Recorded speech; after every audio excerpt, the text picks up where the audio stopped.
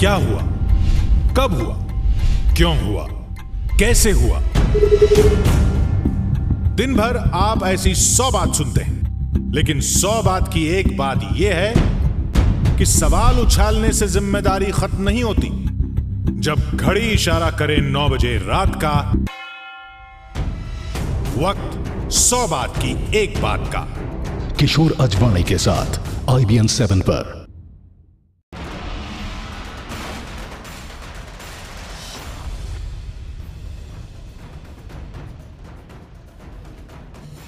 नमस्कार, मैं हूं अमीश देवगन।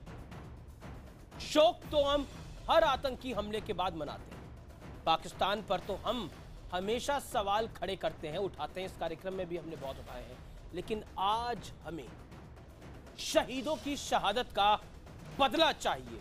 उन बच्चों, उन माताओं, उन परिवारों के आंसुओं का हिसाब चाहिए जिन्होंने अपनों को हमेशा के लिए खो दिया है। क्योंकि पठानकोट से लेकर उरी तक 2 बातें हमने हर बार सुनी है। हम हमले की निंदा करते हैं और मुंह तोड़ जवाब जो है वो दिया जाएगा। लेकिन जनाब, ये मुंह तोड़ जवाब कब दिया जाएगा? ऐसे 2-4 हमले और हो जाएंगे तब दिया जाएगा? क्या बार बार निंदा करने से जिम्मेदारी पूरी हो जाती है? आखिर किसने हमारी सेना के हाथ रोक रखे हैं? क्यों पाकिस्तान को घर में घुसकर मारने की इजाजत नहीं दी जाती? आज इसी मुद्दे पर होगा आर पार। होंगे बेहद के सवाल और सामने होंगे कांग्रेस और बीजेपी के मीडिया चीफ।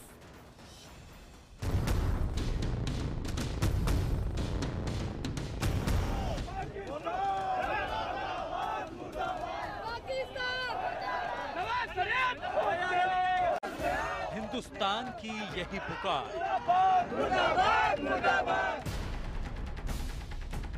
इसका तो जवाब देना पड़ेगा। तो अब ये दिखाने का मौका है।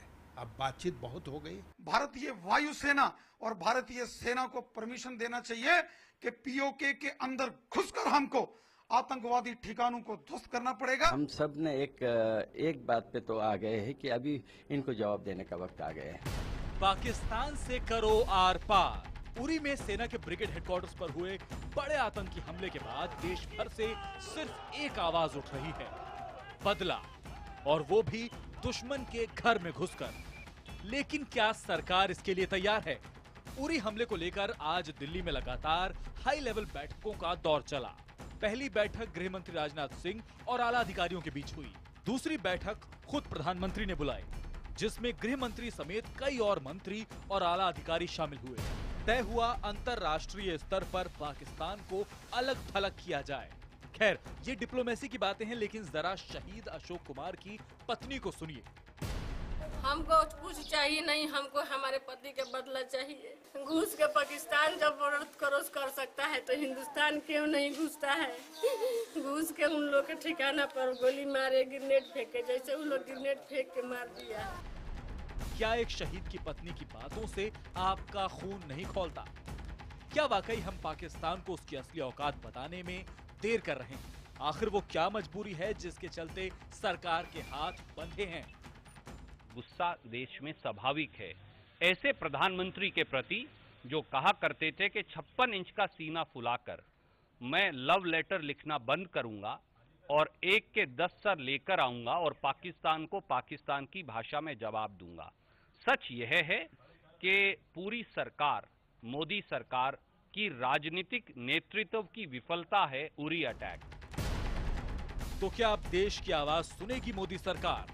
क्या अब पाकिस्तान के साथ होगा आर पार? आज इसी मुद्दे पर होगी सबसे बड़ी बहस।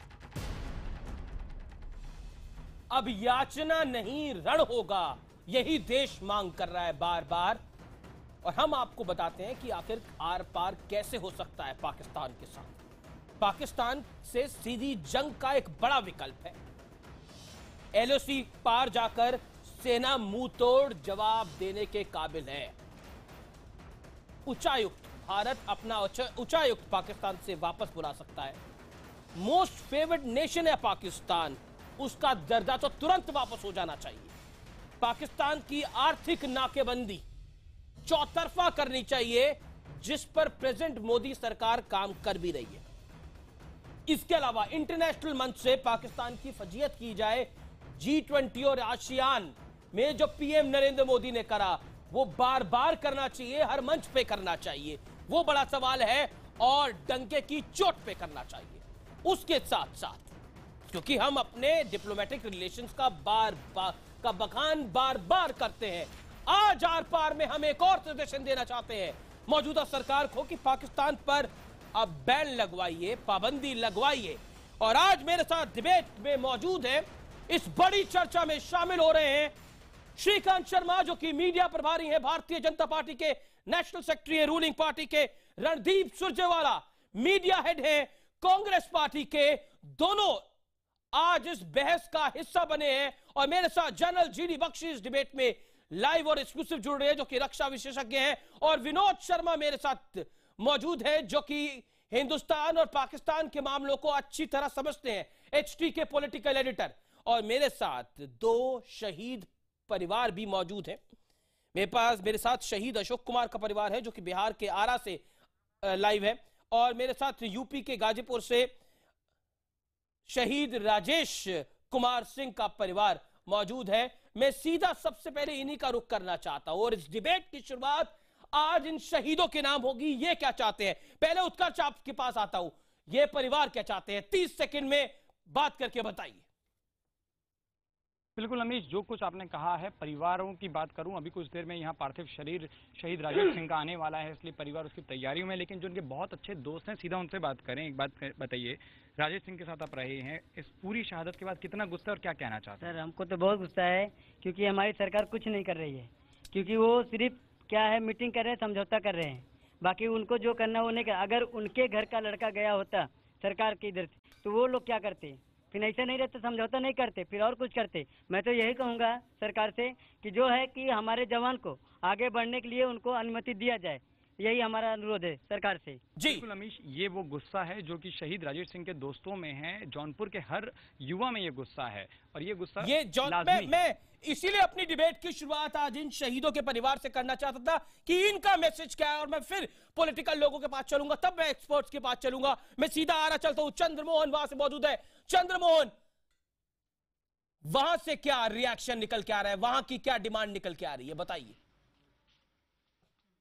देखिए, मैं इस 30 सेकंड में मैं सिर्फ आपको एक चीज बताना चाहूंगा। परिवार के थोड़े बैकग्राउंड में चलते हैं कि यह परिवार पूरी तरह से सेना में जुटा हुआ है, देश के सेवा में है। जो अशोक शहीद हुए हैं, अशोक कुमार सिंह, उनके बड़े भाई भी कश्मीर में शहीद हो गए थे, और उनके दो भतीजे जो हैं वो भी सेना में हैं, और उनका जो बड़ा बेटा अशोक कुमार सिंह का जो बड़ा बेटा है वो खुद आर्मी में है, और छोटा बेटा भी यही चाहता है कि वो देश सेवा में जाए। उनकी पत्नी हमारे साथ मौजूद हैं, संगीता उनका नाम है। इनसे हम जानते हैं कि आखिर ये क्या चाहती हैं।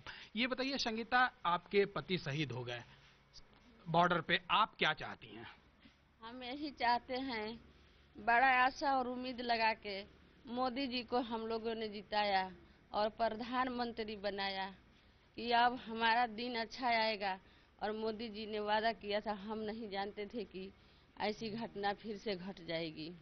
बहुत दुख का बात है मुझे कि मोदी जी के सत्ता में हमारे ऊपर ऐसा दुर्भाग्य घटना घटा।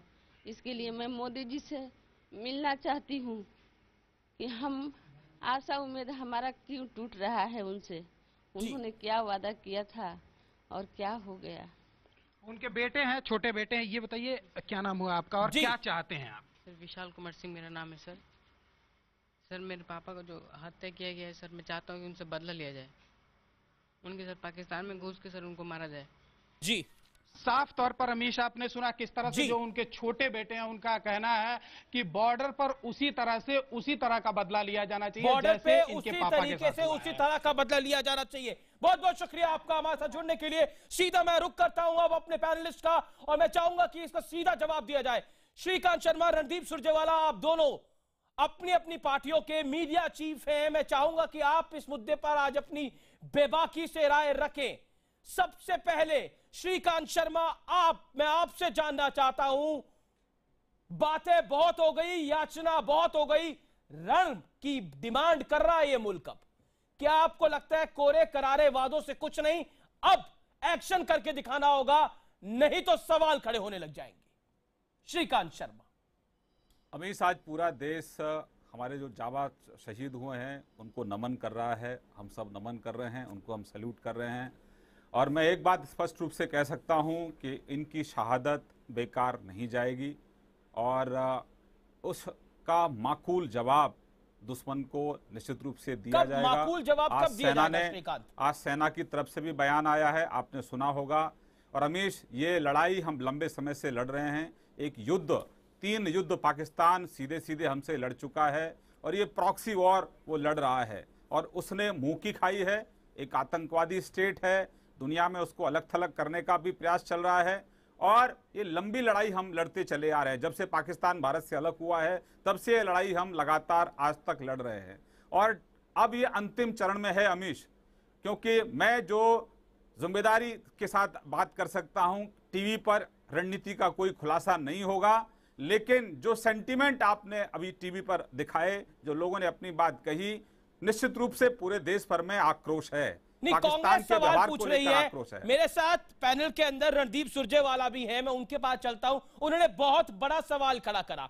Series of tweet Randeep Surjewala ने अपनी टाइमलाइन पे करे और मोदी सरकार से तीखे और कड़े सवाल पूछे। एक सवाल जो कि उन्होंने बाइट में भी पूछा, जब उनसे हमने टिक टैक करा उसमें भी पूछा, उन्होंने बोला कि वो 56 इंच का सीना कहां गया। क्या मतलब है इसका रणदीप सुरजेवाला? आपने बहुत डायरेक्ट और ब्लेटेंट अटैक करा प्रेजेंट गवर्नमेंट पे।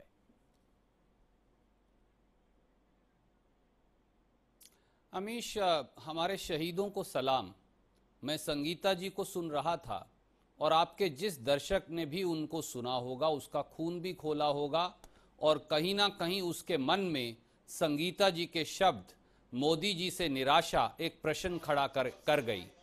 बात बिल्कुल सीधी है और बात यह है कि राजनीतिक नेतृत्व स्थिति से निपटने में पूरी तरह से नाकामयाब हुआ है। जी, उरी आज हुआ है, पर उरी से पहले क्या हुआ? उरी से पहले पठानकोट एयरबेस पे हमला हुआ, उरी से पहले गुरदासपुर में हमला हुआ, उरी से पहले उधमपुर में हमला हुआ, उरी से पहले 2 बार पंपोर में हमला हुआ, उरी से पहले 900 बार बॉर्डर पर, सीमा पर आक्रमण हुआ। हमारे सैनिकों की जान गई, आला अधिकारियों की जान गई, हमारे पुलिस अधिकारियों की जान गई और हर बार हम केवल शब्द सुनते हैं, सांत्वना सुनते हैं।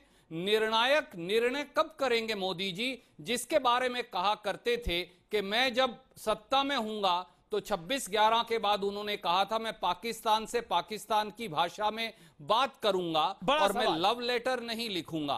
परंतु वो निर्णायक मोदी जी की भूमिका कब देख पाएंगे हम? जी, ये बहुत सीधा सवाल है विपक्ष का। श्रीकांत शर्मा, निर्णायक भूमिका कब होगी और क्या आपको लगता है कि बातें बड़ी बड़ी होती हैं, लगातार बातें बड़ी बड़ी होती हैं और काम उतना बड़ा हो नहीं पाता है? पाकिस्तान, पहले पाकिस्तान अभी उरी हुआ है, उससे पहले पठानकोट हुआ, उससे पहले गुरदासपुर हुआ। क्या आपको लगता है पाकिस्तान ने हमें फॉर ग्रांटेड ले लिया है, हमारे घर में घुसता है, हम पे वार करता है और चले जाता है? What is your take Shrikant Sharma? Amish babu, मैं आज राजनीति नहीं करूंगा क्योंकि अभी तो जो शहीद हुए हैं उनकी चिता भी नहीं जली है, उनकी चिता की अग्नि भी कहीं शांत नहीं हुई है और उससे पहले ही राजनीति शुरू हो गई है। निश्चित रूप से राजनीति होती रही है, आगे भी होती रहेगी, लेकिन आज का समय राजनीति का नहीं है। मैं बिल्कुल राजनीति नहीं करूंगा और खास तौर से ऐसे लोग जो 70 साल तक इस देश के अंदर जिन्होंने सत्ता रखी, आज मैं आंकड़ा भी नहीं देना चाहता आपके सामने कि हमारे 24,000 से ज़्यादा सैनिक हमारे शहीद हुए हैं और इस आतंकवाद की भेंट चढ़े हैं। तो आज मैं शहादत को सैल्यूट करता हूं और मैं आपके चैनल के माध्यम से इतना जरूर कहना चाहता हूं कि राजनीति आप करिए, खूब करिए, लेकिन आज इस तरह का कोई शब्द हमारी तरफ से ना जाए जिससे दुश्मन खुश हो। आज दुश्मन को खुश होने का मौका हम नहीं देना चाहते। आज दुश्मन को दुश्मन की भाषा में जवाब देने की बात सुनिए अमीश बाबू, मैं आपसे सवाल पूछना चाहता हूं। दुश्मन को खुश हो रहा है, घात लगा के बैठा हुआ है और वो हमला करता है और फिर उसने हमारे 17-18 सैनिकों को मार गिराया। क्या आपको लगता है दुश्मन खुश नहीं हो रहा होगा? अमीश बाबू सुन लीजिए जी, दुश्मन को कहां कैसे जवाब दिया जाएगा ये हमारी सेना ने आज बता दिया और कह दिया है। इसकी रणनीति में आपके चैनल पर इसका कोई जिक्र नहीं करना चाहता, लेकिन कम से कम आप अमीश बाबू ये सोचिए कि हमारी फौज, हम 2 मोर्चों पर लड़ रहे हैं। पहला मोर्चा सामने दुश्मन है, दिखाई दे रहा है। दूसरा मोर्चा है कि ये जो घुसपैठी आते हैं इनको मदद भी यहां से मिलती है। हमारे देश में ऐसे भी लोग हैं जिन आतंकवादियों को फांसी की सजा दी जाती है, 3-3 बजे रात को अदालत का दरवाजा खटखटाते हैं, हम उनसे भी लड़ाई लड़ रहे हैं। हमारी जिम्मेदारी है, हमारी जिम्मेदारी है कि इस देश के जो सेंटीमेंट है उनको हम एड्रेस करें और निश्चित रूप से हम देश के सेंटीमेंट को एड्रेस करेंगे, लोगों को निराश नहीं होने देंगे। जी, जवाब रणदीप सुरजेवाला, रिप्लाई रणदीप सुरजेवाला। अमीश जी, केवल जोर से बोलने से वास्तविकता, सच्चाई नहीं बदल जाएगी। शायद मेरे मित्र भूल गए कि जब 26/11 का मुंबई हमला चल रहा था और हमारी सेनाएं लड़ रही थी उग्रवादियों से, तो मोदी जी बतौर गुजरात के मुख्यमंत्री के तौर पर वहां जाकर हमले के चलते राजनीति करके आए थे। पत्रकार गोष्ठी भी की और हेमंत करकरे जी को 25 लाख रुपए उनकी विधवा को देने गए, जो उन्होंने लेने से इनकार कर दिया। पर आज हम वो नहीं करेंगे। जो उग्रवाद से लड़ने के लिए चाहिए, पूरा देश सरकार के साथ खड़ा है, पर प्रश्न पूछने से हम पीछे नहीं हटेंगे। रक्षा मंत्री क्या कर रहे हैं, जिनकी जिम्मेवारी है। रक्षा मंत्री को समय मिल जाता है आमिर खान पर हमला करने के लिए, रक्षा मंत्री स्वयं सेवक बनने के लिए उनके पास समय है, पर उनको सीमाओं की सुरक्षा के लिए समय नहीं, उनको स्ट्रैटेजी बनाने के लिए समय नहीं। इंटेलिजेंस और ऑपरेशनल फेलियर होता है, कमांड एंड कंट्रोल फेलियर होता है। कैसे पता चला दुश्मन को कि वहां हमारी सेनाएं बदल रही हैं, डोगरा रेजिमेंट की बजाय 6 बिहार रेजिमेंट वहां जा रही है? क्यों? जब 2 बिल्डिंग खाली थी तो हमारे सैनिक टेंटों में सोए थे। अगर टेंटों में ना सोए होते तो शायद वो। रणदीप सुरजेवाला, क्या आपको लगता है कि सरकार को रिस्पॉन्सिबिलिटी फिक्स करनी चाहिए? क्या आपको लगता है कि सेना में से कोई मिला हुआ था? यह बड़ा आरोप है आपका रणदीप। बिल्कुल, सरकार को जिम्मेवारी और जवाबदेही दोनों फिक्स करनी चाहिए। और ये जिम्मेवारी और जवाबदेही सबसे पहले अगर किसकी है तो वो सबसे गैर जिम्मेवार रक्षा मंत्री मनोहर पर्रिकर जी की है। मुझे दुख और दुर्भाग्य से कहना पड़ता है। और बशर्ते कोई ना कोई मिला हुआ था, तभी सारी जानकारी बाहर गई। क्या रक्षा मंत्री का रेजिग्नेशन डिमांड करते हैं ऑफिशियली?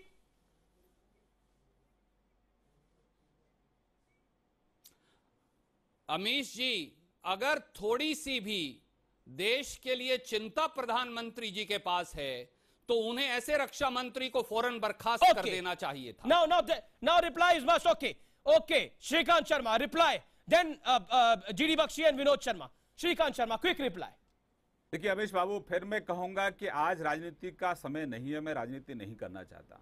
मेरे पास हमारे जो कांग्रेस के मित्र हैं उनके सभी सवालों का बहुत तीखा जवाब है, लेकिन मैं आज वो तीखा जवाब नहीं देना चाहता जी, क्योंकि आज मैं दुश्मन को कोई मौका नहीं देना चाहता। मैं दुश्मन को ये मौका नहीं देना चाहता। देखिए, एक ऐसी पार्टी जिसने 70 साल तक देश को शासन दिया, वो पार्टी, और एक 2.5 साल से जो सत्ता में ये पार्टी, देखो कैसे टीवी पर झगड़ा कर रहे हैं। आज मेरा पूरा देश, हम सभी लोग आज अपने शहीदों को नमन कर रहे हैं। और मैं ये फिर कहना चाहता हूं आपसे कि ये रक्षा मंत्री की बात कर रहे हैं, रक्षा मंत्री स्पॉट पर गए। आप ये देखिए, एक सेना को आज कांग्रेस डिमांड कर रही है रिस्पॉन्सिबिलिटी फिक्स होनी चाहिए। आप अमीश बाबू, 15 मिनट के अंदर हमारी आर्मी के लोगों ने उन 4 आतंकवादियों को मार गिराया। हमारे ये देखिए कि जहां हमला हुआ था, हमारे घना जंगल है, वो हमला करके भाग भी सकते थे और उन्होंने भागने की कोशिश भी की, लेकिन हमारे आर्म फोर्सेस के लोगों ने, आर्मी के लोगों ने 15 मिनट के अंदर उनको मौत के घाट उतार दिया। मैं अब एक पक्ष आप रखिए, ठीक है, समझ में आता है, लेकिन दूसरा इसका यह भी पक्ष है कि और ज्यादा हानि हो सकती थी, उसको रोकने का भी प्रयास हमारे सेना के लोगों ने किया। तो इसलिए हम सैल्यूट करते हैं अपने सेना के लोगों को। बिल्कुल सेना को सैल्यूट है सर, लेकिन हमारे देश में डेमोक्रेसी है, सेना को इंस्ट्रक्शन का इंतजार रहता है अगर उनको पीओके में घुसना है। मैं जनरल बख्शी का रुख करता हूं। जनरल बख्शी, नम आंखों से विदाई तो दी जा रही है, निंदा तो बहुत हो रही है, लेकिन कार्रवाई कब होगी, यह ज्वलंत और बड़ा सवाल है। और देश का मूड, उस देश का मूड जो लगातार आतंकवादी हमले सह चुका है, आम नागरिक से लेकर इस देश के वीर जवान तक शहीद हो चुके हैं, वो देश आज कहता है आर पार होना चाहिए, याचना नहीं, अब रण होना चाहिए, जीवन जय। और पाकिस्तान का मरण होना चाहिए। जनरल बख्शी। हमें सबसे पहले मैं अपने शहीदों को सलाम करना चाहूंगा और उनके परिवारों को मैं बताना चाहूंगा कि वो अकेले नहीं हैं, हम सब उनके साथ हैं और ये हम खुद भुगत चुके हैं। हमने अपने बड़े भाई साहब के पार्थिव शरीर को भी अग्नि दी है जो 1965 के युद्ध में शहीद हुए थे। शहीद परिवारों का क्या होता है हम अच्छी तरह जानते हैं। अमेश, मैं आपको बता देना चाहता हूं, शायद अभी तक लोगों को हमारे डायरेक्टर जनरल मिलिट्री ऑपरेशंस का बयान नहीं सुना है कि भारत की सेना जवाब देगी, ये मौतें बेकार नहीं जाएंगी। अगर पाकिस्तान समझता है कि वो मार के ये कहानी खत्म हो गई तो बड़ी भारी भूल है। कब हमारी सेना जवाब देगी, कहां देगी, ये हमारी सेना के ऊपर ये डिसीजन छोड़ दी गई है। और मैं समझता हूं कि आगे आने वाले दिनों में हमें पाकिस्तान को ठीक और ठोस जवाब मिल जाएगा, क्योंकि ये बहुत ओवरड्यू हो चुका है। पिछले 30 साल से हम लोगों ने कई कारणवश एक रिएक्टिव, एक रक्षात्मक और एक very diffident security policy adopt करी है, जिसके चलते सारा इनिशिएटिव हमने पाकिस्तान को छोड़ दिया था। कब, कहां और किधर हमला करे ये पाकिस्तान की आईएसआई लेकिन देश की जनता, general GD Bakshi, my sentiment is with you. General GD Bakshi, my sentiment is for the nation. मेरा सेंटिमेंट भारत के लिए है, अपने इस देश के लिए, लेकिन उसी देश का नागरिक पूछता है, निंदा बंद होकर कार्रवाई होनी चाहिए। और हमें पता है कि पॉलिटिकल बॉसेस की इजाजत के बिना सेना पाकिस्तान पीओके में मूव नहीं कर सकती। This is also fact sir, यह भी एक सच्चाई है हमारे सामने। जनरल बख्शी। बिल्कुल बिल्कुल यह सच्चाई है, ये कड़वी सच्चाई अमीश हमने 30 साल देखी है। मैं खुद वहां लड़ चुका हूं। मैंने एक लड़ाई नहीं, मैंने वहां सैकड़ों एनकाउंटर्स किए हैं। 350 टेररिस्ट मेरी फॉर्मेशन ने मारे हैं वहां पे, ठीक है। मैं वहां कारगिल में लड़ा हूं और मैं आपको बता देना चाहता हूं कि अब पानी सर के ऊपर से गुजर गया वही है। तो सर, वही तो पूछा जा रहा है। लेकिन इसी बीच बड़ी डेवलपमेंट हुई है। मैं general Bakshi, military establishment general Bakshi मैं आपको रोकना चाहूंगा, एक बड़ी डेवलपमेंट हुई है। रशिया, आपको सिर्फ आश्वस्त करना चाहता हूं जी। General Bakshi, hello general Bakshi, मैं आपके पास वापस लौट के आता हूं। मैं आपको आश्वस्त करना चाहता हूं कि ये फौज के सम्मान के ऊपर वार है और इसका बदला भारतीय फौज को लेने देना चाहिए। और आज हमारे डीजीएमओ ने कह दिया है। जी, मैं विनोद शर्मा के पास चलता हूं और मैं सीधा एक पहले बड़ी डेवलपमेंट, कैसे ये अब फौज फैसला करेगी। सर एक बड़ी डेवलपमेंट हुई है। रशिया जॉइंट, याद रखें 1971 में हमें मार्च के अंदर जाने का आदेश दिया गया था। सर उस वक्त मैं आपके सेंटिमेंट को समझता हूं सर। मानेकशॉ साहब ने कहा था समय और तरीका हमें चुनने दीजिए, और आपने वो जीत देखी थी जब अमेरिका और चीन दोनों पाकिस्तान के साथ थे। जनरल बख्शी, मेरे को एक न्यूज डेवलपमेंट है जो इस समय अपने व्यूअर्स को बतानी है और अपने पैनलिस्ट को भी बतानी है। रशिया एक जॉइंट ऑपरेशन कर रहा था पाकिस्तान के साथ, उसने वो जॉइंट ऑपरेशन को कैंसिल कर दिया है। ये लेटेस्ट बड़ी खबर अभी की है। तो क्या भारत अलग थलग करने में, जो मोदी सरकार की अब करंट पॉलिसी है, अलग थलग करा जाए पाकिस्तान को, विनोद शर्मा क्या उसमें आगे बढ़ सकता है? और रिप्लाई, बिफिटेड रिप्लाई क्या होगा? वही सही तरीका होगा। मैं समझता हूं कि हाँ, मैं जानता हूं कि लोगों के दिल में दर्द है, जनरल बख्शी के दिल में दर्द है, सबके दिल में दर्द है। लेकिन जो नेशन स्टेट्स होती हैं वो गुस्सा दिखाकर काम नहीं करती, वो चुपचाप काम किया करती हैं। और मैं समझता हूं कि हमारी फ़ौज ने अगर कोई ऑपरेशन अंडरटेक करना है तो उसको चुपचाप करना पड़ेगा। डीजीएमओ का भी बयान कुछ अनुचित बयान है, कोई देने की ज़रूरत नहीं थी, करने की ज़रूरत है आज के दिन। लेकिन मेरी राय में आज के दिन अभी यूनाइटेड नेशंस का सेशन शुरू होने वाला है और 21 तारीख को नवाज शरीफ बोलेंगे और उसके बाद हमारी विदेश मंत्री बोलेंगी। भारत का फोकस जो मीटिंग हुई थी NSA वगैरह में, जब उरी में अटैक हुआ था, उसके बाद जो मीटिंग हुई थी, उसके बाद जो पठानकोट जो बैंकॉक में मीटिंग नहीं उरी में जब ये अटैक हुआ था, उसके बाद मीटिंग हुई थी हमारे यहाँ दिल्ली में। उसके बाद जो गृह मंत्री ने बयान दिया था कि Pakistan should be declared designated a terrorist state and isolated. मेरा ख्याल है कि डिप्लोमेटिकली भारत का एम्फोसिस ग्लोबली पाकिस्तान को आइसोलेट करने का होना चाहिए और उनके खिलाफ इकोनॉमिक सैंक्शंस लाने की कोशिश होनी चाहिए बड़े मुल्कों के, सुनिए, बड़े मुल्कों के द्वारा। उसका नतीजा क्या होगा? उसका नतीजा ये होगा कि जो वहां की फौज है और वहां की जो इस्टेब्लिशमेंट है, जो कि इनकरेज फील करती है कि बावजूद इसके कि वो आतंकवाद फैलाती है, कि उसको समर्थन मिलता रहता है, उसके हौसले पस्त होंगे, वो आइसोलेट होंगे और उसके बाद सही काम करने पे मजबूर होंगे।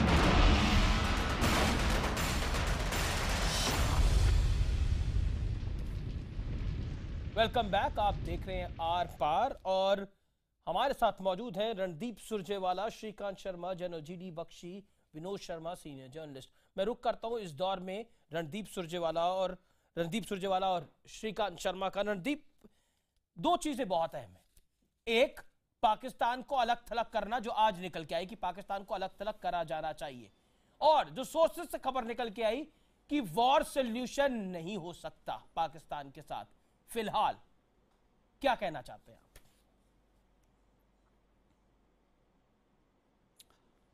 अमीश, पाकिस्तान से निपटने का तरीका क्या है, इसका निर्णय सिर्फ और सिर्फ सरकार करेगी।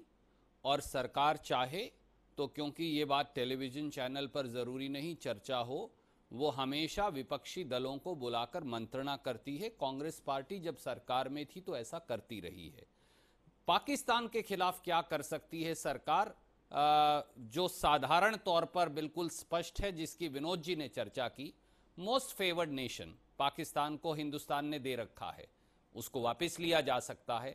इंटरनेशनल सैंक्शन, सबसे ज्यादा पाकिस्तानी आर्मी और ISI को अगर कोई चीज हर्ट करती है, उनका एक ड्रग कार्टेल है, उनको अंतर्राष्ट्रीय एड जो आती है उसका बड़ा हिस्सा ISI और मिलिट्री को जाता है पाकिस्तान की। अगर अंतर्राष्ट्रीय सैंक्शन के लिए हम पुश करें, एक तो यह साबित हो जाएगा कि कौन सा मुल्क वाकई में उग्रवाद का विरोधी है और कौन सा पक्षधर है, और कौन हिंदुस्तान के साथ है और कौन नहीं। आपको मोदी सरकार की पाकिस्तान पॉलिसी जायज लगती है? और जहां तक मिलिट्री सोल्यूशन, पाकिस्तान पॉलिसी ठीक ठाक पॉलिसी लगती है या फिर आपको लगता है इट इज ओवर एग्रेसिव?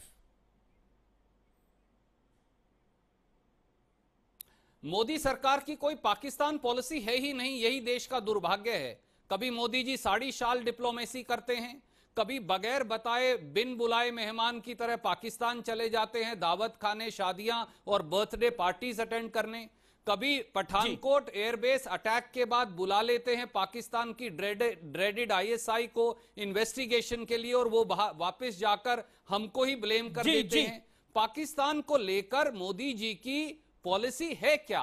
कभी हां कभी ना, 4 कदम आगे 3 कदम पीछे, इसलिए मालूम ही नहीं चलता कि वो नीति क्या है। रणदीप सुरजेवाला जी, आपने अपनी बात रखी। श्रीकांत शर्मा, मैं आपसे जानना चाहता हूं, हमारे व्यूअर लगातार फेसबुक पे, ट्विटर पर अपना फीडबैक दे रहे हैं। एक व्यूअर है जिनका नाम है प्रसून, और वो कह रहे हैं, नोएडा से हमारे दर्शक हैं, और वो कह रहे हैं एक बात, वो कह रहे हैं कि अब मन की बात नहीं, नरेंद्र मोदी जी को गन की बात यानी बंदूक की बात करनी चाहिए पाकिस्तान से। ये एक सेंटिमेंट है। अमीश बाबू, आप जो दर्शक आपसे सवाल पूछ रहे हैं, जो सुझाव दे रहे हैं, बता रहे हैं, ये सेंटिमेंट है लोगों का। और जो आपने हमारे जो शहीद हुए हैं उनके परिवारों की बात भी आपने लोगों को बताई, वो भी एक सेंटिमेंट है, उनको भी हम लोग निश्चित रूप से एड्रेस करेंगे। एक बात विनोद जी ने भी बहुत अच्छी बात कही, सरकार उन सभी पहलुओं पर काम कर रही है, सरकार उन सभी विषय पर बात कर रही है, काम कर रही है। हमारी प्राथमिकता देश की एकता अखंडता है, हमारी प्राथमिकता इस देश के हमारे सभी लोगों की सुरक्षा है, और सरकार सभी पहलुओं पर सोचकर विचार करके आगे बढ़ रही है। परिणाम बहुत जल्दी आपको देखने को मिलेंगे। लेकिन मैं लगातार मैं लगातार कोशिश कर रहा हूं कि मैं कांग्रेस को आईना ना दिखाऊं, मैं कांग्रेस को वो सब चीजें ना गिनाऊं। 70 साल से ये लोग इस देश के अंदर, आपने कितनी रियासतें थी जो पूरी तरह से विलय हो गया, एक रियासत का विलय ठीक से नहीं कर पाए। नंबर 2, ऐसी पार्टी के लोग मुझे लेक्चर दे रहे हैं जिनकी अध्यक्षा आतंकवादियों की मौत पर पूरी रात रोती रहती है। ऐसे लोग हमको लेक्चर देते हैं जो संसद के हमले के मुख्य आरोपी को हमारी देश की सुप्रीम कोर्ट राष्ट्रपति के कहने के अनुसार फांसी की सजा देती है। और उस समय के गृह मंत्री उसकी फांसी की सजा पर सवाल खड़े करते हैं। मुंबई हमले के मुख्य आरोपी को जब फांसी की सजा दी जाती है तो कांग्रेस के लोग रात को 3 बजे जाके दरवाजा खटखटाते हैं। 1947 15 अगस्त को देश आजाद हुआ है। हमको लेक्चर मत दीजिए, कम देश की हमको लेक्चर मत कितने साल हुए हैं? इस देश के रक्षा उपकरणों में आप दलाली खाते हैं। इंदिरा गांधी ने किए थे। इस देश के अंदर जो आतंकवादियों को ट्रेनिंग दे रहा है ऐसा संस्थान, उस संस्थान से आप दलाली खाते हैं। जब कारगिल का हमको लेक्चर देते हैं तो श्रीमती सोनिया गांधी आपको जवाब सुनना चाहिए। मेरी कोशिश थी कि मैं आपको आईना नहीं दिखाऊं। ऐसी है पूरा कांग्रेस देश अपने पार्टी। सैनिकों को सलाम कर रहा है, जानकारी पूरा अगर देश नहीं नमन है कर रहा तो है। कम से कम उनकी इतिहास चिता के अभी तक पन्ने शांत नहीं, दोबारा से उससे पढ़िए। पहले आप लोगों ने राजनीति करना शुरू कर दिया है। ओके श्रीकांत आपने अपनी बात रखी। Okay Randeep Surjewala 20 second. आपका राजनीतिक नेतृत्व फेल हो चुका है, ये सच्चाई है इस देश की। अरे 70 साल आप फेल रहे। सच्चाई ये है हमको लेक्चर ना दे। पूरी तरह से बात करेंगे या भविष्य की बात करेंगे, अब हमें यह तय करना है। कम से कम आप भाषण देना बंद करें। कांग्रेस वो पार्टी है जिन्होंने पाकिस्तान के 2 टुकड़े किए थे। 1971 के अंदर बांग्लादेश का गठन इंदिरा गांधी ने किया था।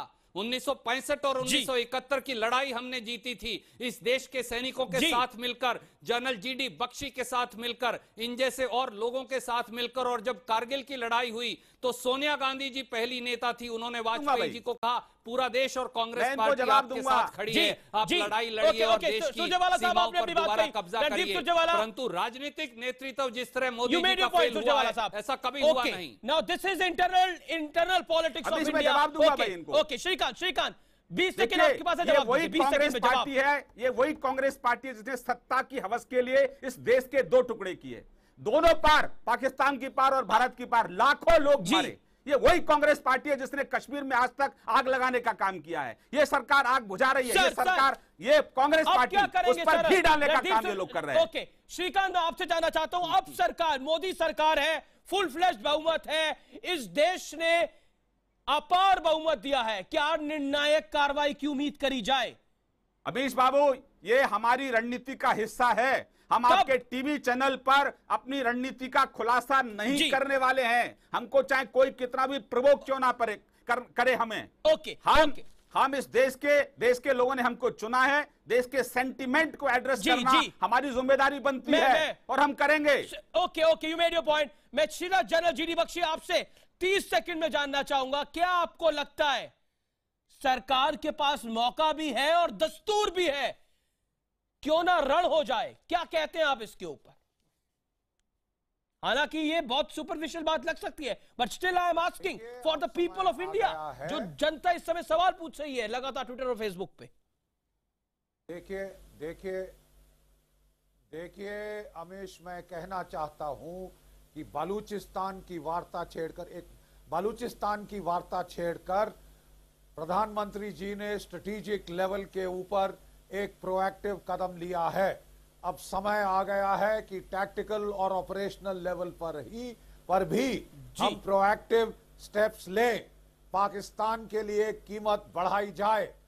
मैं ये नहीं मानता कि हमें केवल कोवर्ट, विनोद कह रहे थे कि हमें इसकी बात नहीं करनी चाहिए। अगर आप कोवर्ट एक्शन करना चाहते हैं, अगर आप ओवर्ट एक्शन करना चाहते हैं, जिसका आपको पूरा अधिकार है अंतरराष्ट्रीय कानून में, हॉट परस्यूट का अधिकार।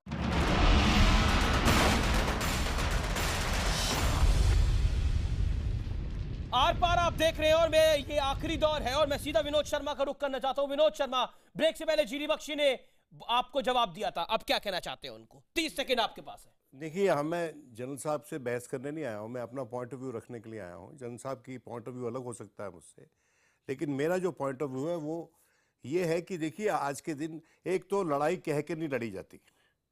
ये कोई महाभारत नहीं हो रहा है कि जहां पर कह के लड़ाई लड़ी जाती है। वाजिब बात। हाँ, ये आज हम अलग दुनिया में रहते हैं और लोग बिना कहे लड़ाई करते हैं।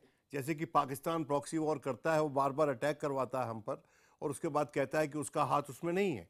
और जब तक हमारे पास पुख्ता सबूत नहीं होंगे और नहीं हम हासिल कर लेते, तब तक हम उसको कटघरे में नहीं खड़े कर पाते। समझते पाकिस्तान हमें सॉफ्ट स्टेट समझने लग गया है? नहीं जी, जो बार बार अटैक यहीं पर होता है। देखिए पाकिस्तान के पठानकोट के बाद उरी, उससे पहले गुरदासपुर, पाकिस्तान के भीतर के जो विरोधाभास हैं वो उसकी जो नेशन स्टेट का एक दर्जा है उससे नीचे ला रहे हैं। देखिए दूसरी बात समझिए, और आज के दिन रेगुलर वॉर इसलिए नहीं होनी चाहिए कि कश्मीर में जो हालात हैं उसके चलते हमें वॉर शायद 2 फ्रंट पे फाइट करनी पड़े, एक बॉर्डर पे और एक पीछे। मैं सीधा रुख करता हूं श्रीकांत का। श्रीकांत, मुकम्मल जवाब दिया जाएगा, ये बार बार सरकार के तमाम नुमाइंदे बोल रहे हैं, लेकिन जनता का सेंटिमेंट हम समझते हैं। सरकार को एक बैलेंस क्रिएट करना पड़ता है। वो बैलेंस मैं ये नहीं चाहता आप इस चैनल पे बताएं वो बैलेंस क्या होगा, लेकिन आश्वासन क्या होगा इस देश की जनता को, आर पार के व्यूअर्स को।